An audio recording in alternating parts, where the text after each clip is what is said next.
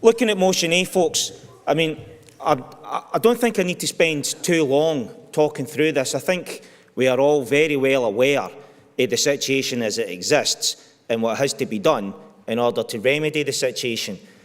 I mean, the DFM was talking earlier about retention and recruitment. It didn't talk too much about restoration. Now, I mean, these three issues are key. We all know that in order to attract graduates into the profession, in order to keep the experience that already exists within the profession, that we need a decent pay rise. I mean, as somebody worked out that if we were to truly restore our wages to the level they should be at, we'd be talking about £43,000 a year.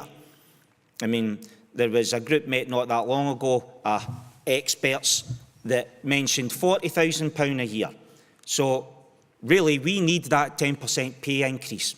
So I would ask Congress to grant this or to agree this motion so as that we can take forward mechanisms by which we can ensure that we are putting the maximum pressure on the government and COSLA, because there's a certain level of friction that exists between these two organisations, constantly trying to blame each other for why we are not being paid the sorts of wages that we should be being paid. So we need to step up our game, colleagues, and I call on Congress to approve this motion.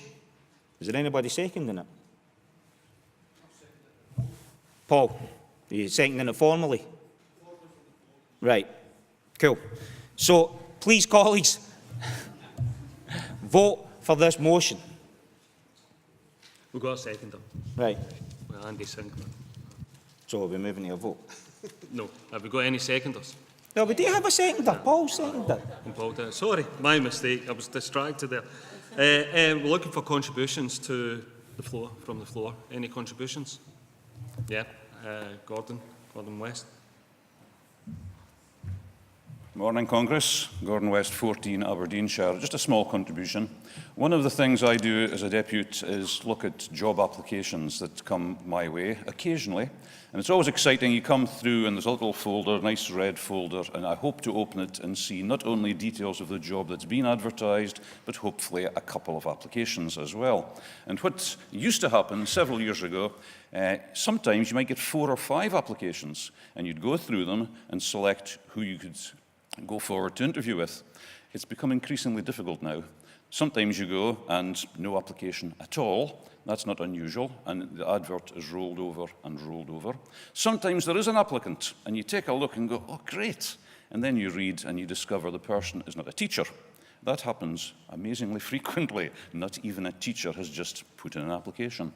Or sometimes you find someone who is a teacher, and you realise, well, they are a teacher, they're actually teaching in England. Unfortunately, they won't be allowed to teach in Scotland. They won't get registered here. You can't even interview them.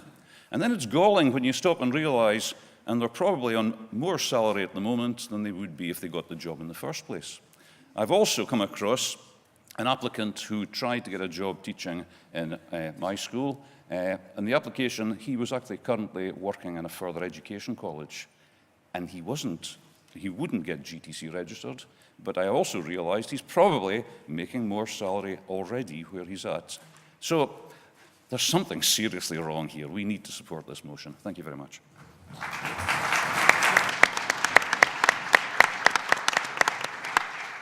Are there any further contributions? No? Okay, in that case, I'll proceed with the vote. Can I ask for votes in favour? Those against? Any abstentions? No abstentions? Okay, it's unanimous. Thank you.